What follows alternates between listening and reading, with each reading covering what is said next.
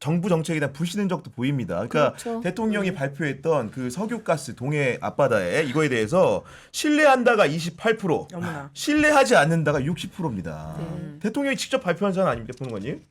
그러니까 이게 이제 딱 국민의 민심인 거예요. 이제 뭐 쌀로 밥을 짓는다 그래도 국민들이 안 믿는 거예요. 이제는. 네. 근데 게다가 이거는 쌀로 밥 짓는 게 아니잖아요. 아, 그렇죠.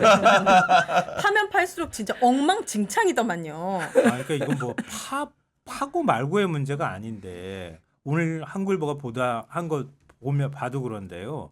이게 일종의 이제 파면 20%의 확률이다 나올 가능성이 이렇게 네. 얘기하는데 그것도 말도 안 되는 통계 추정이라고 하는 거예요. 그러니까 통계적 착시를 가지고 만드는 건데, 그러니까 쉽게 말씀드리면은 석유가 나올 가능성 그리고 석유를 끌어올려 가지고 우리가 일종의 이제 경제성 있게 뽑아서 쓸 수 있는 가능성까지 고려를 했을 때, 그러니까 석유가 안 나올 가능성도 있죠. 근데 석유가 나오지만 뽑아 올리지 못할 가능성도 있고, 뽑아 그렇죠. 올려봐야 손해 볼 가능성도 있고, 네. 석유가 나왔는데 그걸 뽑아 올려서 돈으로 만드는 그 가능성까지 우리가 생각해 볼 때 전체 가능성에서 그렇게 갈 가능성 그거 내에서 그거 안에서 실제로 그렇게까지 갈 가능성이 10%밖에 안 된다는 뜻이에요. 그러면 우리 학교 다닐 때 통계 배웠잖아요. 예를 들면은 5분의 1의 가능성이라고 쳐요. 5분의 1 가능성에서 그 하나의 가능성, 5분의 1의 1 가능성에서 다시 10분의 1 가능성이라고 생각해 봐봐요. 그러면 5 곱하기 10이 돼야 네, 돼요. 50분의 1인 거죠, 그러면? 네. 네. 50분의 1이란 가능성을 가지고 지금 얘기하는 거예요. 근데 그걸 최종적으로 다 경제성이 있다고 생각했을 때 그걸 뽑아 올릴 가능성 10몇 프로를 20%쯤 되는 거라고 지금 발표를 한 거예요. 국민들한테. 안 나올 가능성은 아예 생각도 안 했던 거예요. 네. 그러니까 저기 가가지고 시추하면 20% 나올 가능성이 20%라고 국민들한테 얘기한 거는 그건 100% 뻥이라는 거예요. 그리고 액트지오사가 뻥이라고 생각. 뻥 구라에 많이 웃으시는데 지금 보니까 의원님이. 의사십니다. 아니 그러니까 그 세 개의 회사 중에 경합을 벌여서 액트지오가 1등을 했는데 맞아, 예. 떨어뜨린 두 회사가 알아보니까 더. 직원 수 10만 명. 매출액도 크고. 8조, 네. 12조, 액트지오 직원 1명. 지난주 매출액 뭐 3,800만 원 이것만 보더라도 얼마나 허접합니까? 그리고 어떻게- 석유공사 팀장의 지도교수 또 그러게요. 이런 네, 파- 그런 동해 의혹도 제기가 탐사를 됐더라고요. 뭐 의혹이 아니고 탐사를 사실이거든요.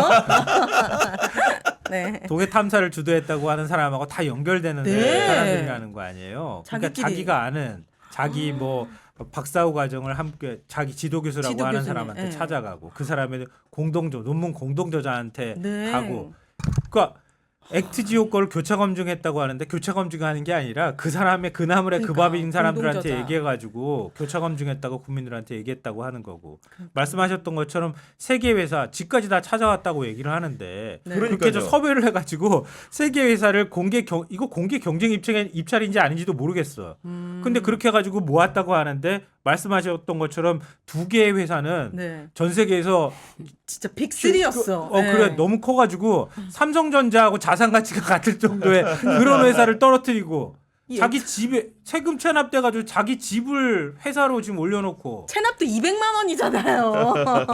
그랬던 하나로 한 사람을 사람이요. 네. 탁월한 전문성을 가지고 있는 회사라고. 제가 보니까 1인 회사예요. 여기. 그러니까요. 아 이거 지금 그러니까. 시작도 제대로 안 했는데 이것도 국회에서 또 뭐 청문회나 국정조사 해야 되는 거 아니에요? 지금 그러자고 네. 하죠. 그런데 신중하게 접근을 하고 있죠. 민주당은. 왜냐하면 석유가 정말 나와서 경제성도 있어서 그건 대박 그렇죠. 나면 좋은 네. 거잖아요. 맞아요. 물론 네. 2035년, 2037년에 석유로 대박 나는 게 좋은 건지는 잘 모르겠어요. 네. 예, 신재생 에너지로 대박 가야 나면 되는데. 좋겠는데. 근데 그러면 왜 그럴까 이게 궁금하잖아요. 그렇죠. 그러니까 A가 석유공사 직원이에요. 그런데 보통은 이런 큰 일이잖아요. 이게 적어도 뭐 하나 뽑는데 1,000억이면 5천억짜리 사업을 내가 주도하는 실무자면 네.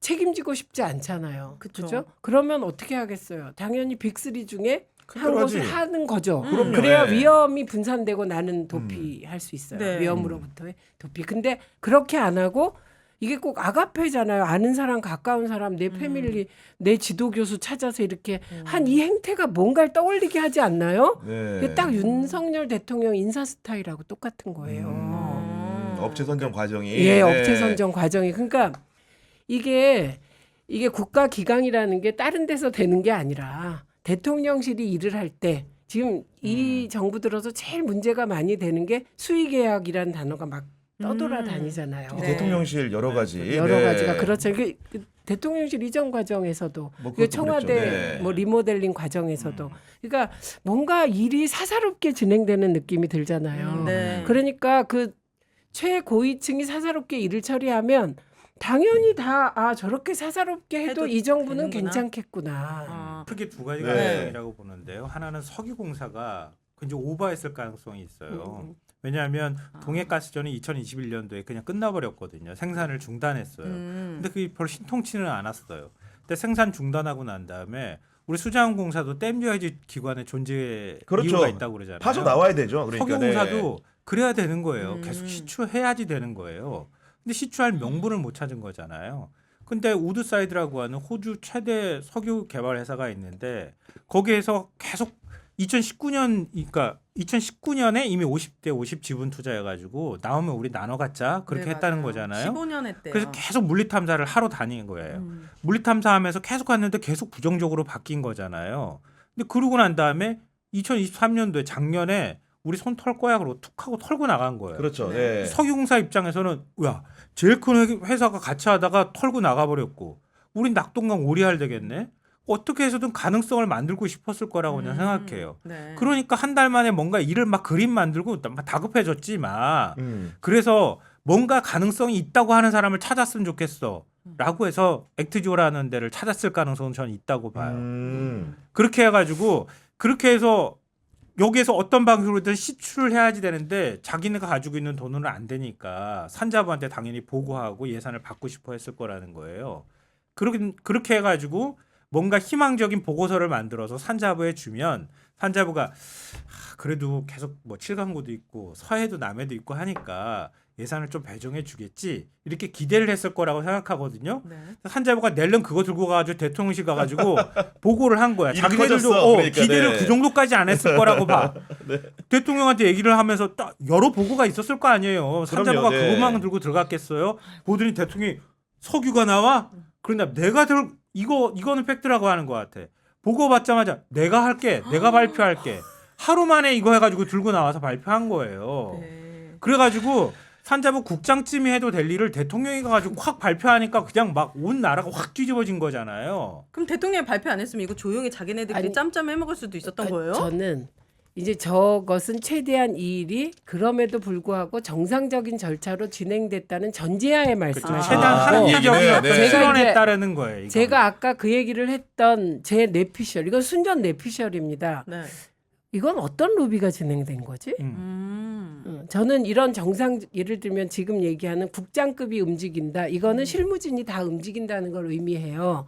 그럼 이거는 검토도 하고 의견도 있다는 거예요.